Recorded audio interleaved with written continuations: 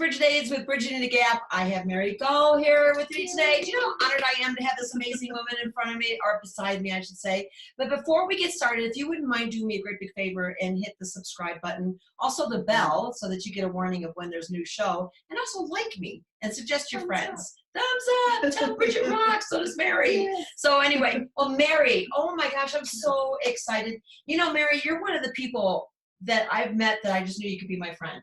I know.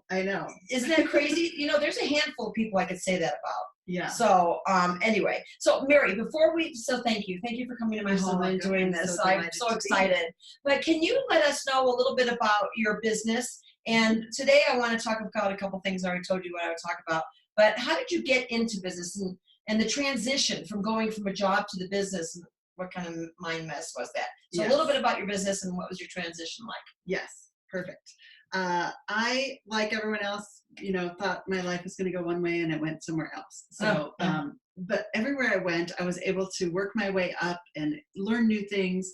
And after one of my stints was working for a law firm for 10 years, and I did everything but practice law there. So I did everything but practice law there. And when it was time for me to go, I didn't really want to go get another job. So I had some friends encourage me to start my own business. I thought, sure, I'll try that. Why not, right? Yes, the American dream. Right. The American dream. So I jumped right in, started my own business. I had clients right away. And what was your business? I still own it. It's 6 years old. It's called The Gift of Time, and it's a virtual assistant company. And so we really help people. When I started the company, I thought, I've got all these skills on how to run a business in marketing, HR, IT, operations, everything, because I'd done all of those things. For the law industry. Yes, and in my previous jobs in the corporate world. So I was like, I've got all these skills. I can help small business owners who can't afford to have their own staff in-house, and I can help them get these projects done. And so I was like, okay, I can get clients. I took classes for the Small Business Administration, and within 6 to 8 months, I was at capacity. I was working 10-hour days, 6 and 7 days a week. So you bought your own job. I did. I made a job for myself with a lot of bosses instead of just one boss. So it wasn't exactly the direction I wanted to go as a business owner. But I didn't really know how I could do the operations and the logistics pieces, but I didn't know how to shift that mindset piece to move from creating a job for myself into turning it into a business. Right? Oh. So I was making money. I had clients. I was doing all the things on paper that looked like a business, but it didn't feel like a business. It felt like a job to me. Right.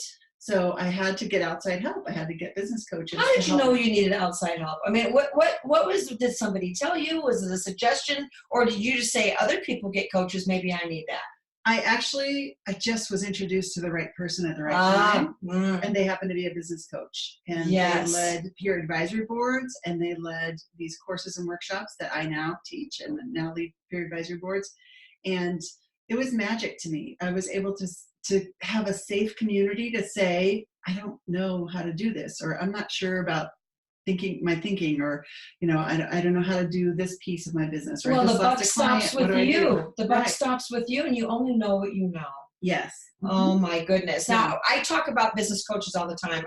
I think before you even get into business. Yes. But we learn that like after the fact. I know. Right. Because I remember when I had a business coach sitting in my chair when I had my salon, and she said, "Why are you cleaning your own salon?" Because I was getting to where I hated my salon, and I loved it when I opened it. But we were closed Saturday night and Sunday and Monday, and I was in there cleaning. Yeah. And I thought a cleaner would be thousands of dollars a month. I don't even know what I thought, but I really was letting go of the control. And once I did it, I actually had 2.5 days off a week. It was kind of interesting, right? Very nice, yeah. So Mary, when I was reading your pre-interview question, you said something that really hit home to me big time. Mm-hmm. The people that listen to this station, they realize that it's all about entrepreneurs and the struggles, because it's not always pretty, right? But it's also very rewarding. Yes. You said something about letting go of control, being a control freak, or however you mentioned, or what is it? Control issues. Yes. A very polite way of saying control freak. I understand that one, but in your life, what did that look like? What did that mean to you? Yeah. Your control issues. It's something I consider it a gift and a curse, right? Correct. I love to be in charge. I, ask my family; they'll tell you. I tell them as soon as you know that I'm right, and we just do it. And we just move forward. It Yeah, just makes it easier for everybody, right? I do that to Frank. You know I'm right. Yeah, right. I know Gotcha. you're going to come around to my way of thinking eventually, so let's just cut out the middle. Anyway, I love it. so I still have that little control issue. Okay. But in your business, it can really hinder you from moving forward. Like I said, I was at capacity, and once I joined this peer advisory board, took some courses, I was able to reconfigure the way I was working with my clients so that I had more free time. I was still making the same income, still providing the services that they needed, but just in a more effective way. But still, I was limited to myself. So for me to hire other people was really a big shift when I brought on my first contractors, because they aren't going to work with a client the way I work with a client. They aren't going to do the project the way I would do the project, right? It was a big mindset shift for me to say, they may not do it exactly how I would do it, but they're still going to do a great job for the client, and the product is going to get done, right? They're going to deliver on what the client needs. But it took me a while to be able to trust somebody else with my business and with my clients. What came with that? Did you realize that some of the people were doing even a better job than maybe you? Or they have a more creative outfit? What were some of the, was your training different? Did you have to be really intimate in your training? How did you accomplish that where somebody stayed with you as an employee? Well, and I don't have technically employees. They're contractors. So they all have the same skill set that I kind of have. And they want to keep those clients too. And they want to keep those clients happy as well. And so it was just realizing that I didn't have to be involved with every client. Okay. That I could make the connection to my contractors. They could serve the clients. I'm still there if there's a problem. I'm still can be involved if I need to, if they need a different expertise. But basically, once I matched up the client to the contractor with their expertise, I knew that they were going to be okay. And there are some instances where it didn't work out, right? And it's like, oh, I could have totally done that differently. And, there's learning experiences with everything. Yes, absolutely. Now, with training, you just so if you give me an example of a contractor, somebody that could build a website, right?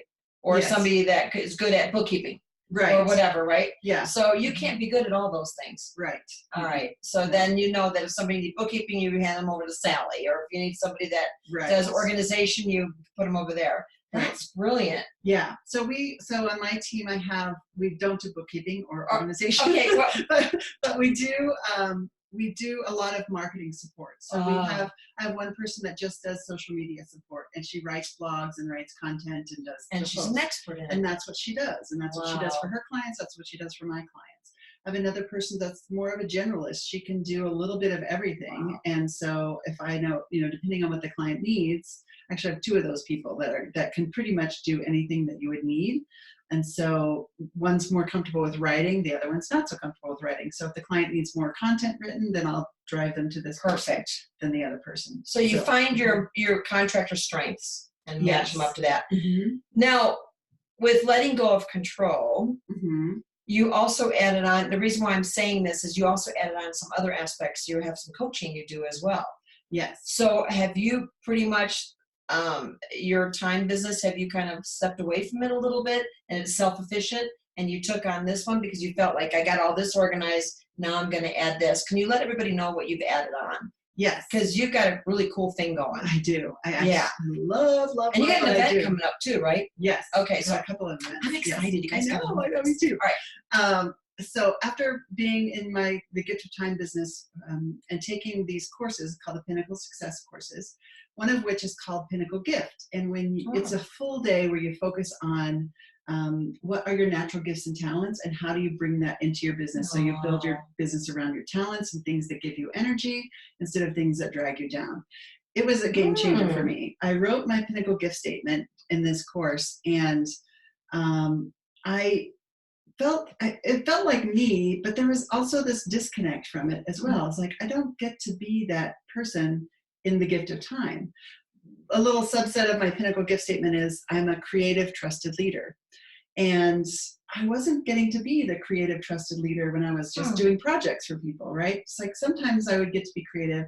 Sometimes they would ask my opinion about things, but sometimes they would be just like, here's a project, get it done and give it back to me. You recognize your gift. Yeah, and so I recognized there was a disconnect there. And then within 6 months of having the clarity of that statement, the opportunity to become a licensed Catalyst coach, which is the Pinnacle Success System materials that I coach with now, came into my world. And so in 2015, I got certified to coach that, and I started Success Magnified, which is now 4 years old. And I absolutely love what I do. Oh my gosh. So I get to work with entrepreneurs and get to be around that energy of people that are creating things or that are up to something in their business. So what if I'm an entrepreneur? I've been in business for 10 years. Yeah. Is that still a reason to hire a coach? Yes, definitely. And a certified coach. Mm-hmm. Yes. Certified, folks. Certified, yes. Yes, please. I've seen more disasters of people that just think, I've been in this business for so many years, I'm going to put the coach hat on. Right.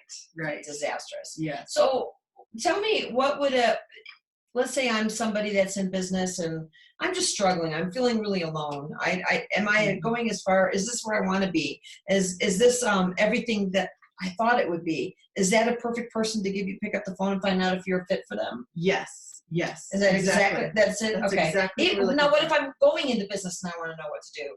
Is that the person to pick up the phone and call you? Yes, we can help. I can help with startups as well. Okay, good. Or That's if you're important. In that first year of business, you're really learning so much. And there's so many things that you can focus on. Right. Some that may move you forward more efficiently or effectively than others that you might get distracted by, right? So having a coach that first year, the first couple of years, can really help you save you time, money, and energy by not pursuing the wrong things. Yeah, absolutely, because boy, can mistakes be costly. Mm-hmm. They could be really costly. Tell us a little bit about what are the stages in your coaching. I know that you have, forgive me, advisory boards? Yes. Yeah, so tell me, coaching, courses, strategy. This is a talented woman here, so hold on, folks. Let me read this. Coaching, courses, strategy, facilitate peer advisory boards. Mm-hmm. That's all. That's all. Okay. Yes. All right. So tell us they a all little bit about center that. around serving entrepreneurs. Okay. I just love the energy of entrepreneurs and how people can turn an idea or a thought into a service or a product and sell it and make a living from that idea or thought. I just love the whole process around entrepreneurship, and I wish that everybody can have the freedom and there are days it's a real struggle and there is a lot of work involved, but the rewards are so great when you get to be an entrepreneur. So the peer advisory boards are what is that? What things. Exactly is that? Because I'm not really familiar with that. Okay. It is a small group. So my groups are 7 people because my conference room only holds 8. So there's 7 people. Pretty simple. Pretty easy math. And we come together once a month and we start by celebrating successes and wins, which as entrepreneurs, we do not. We don't have anybody doing this. Right. And because it's the same group, everybody signs a non-compete, non-disclosure agreement. So you can come and be really vulnerable, really real about what's happening in your business.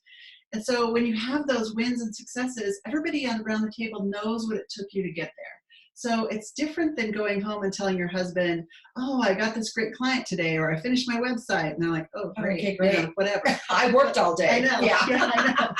But these people around the board, they know the struggle that it took to get there. They've done it themselves. So when they applaud you, it really gives you that power, like, I'm doing it. And oh my God, I got chills. That is so awesome. Amazing. And then, so we always have an education topic each month. So you're constantly learning something new or being reminded of something that you should be doing. Those are typically more something about hands-on for your business, like how to get referrals and then what to do with them once you have them.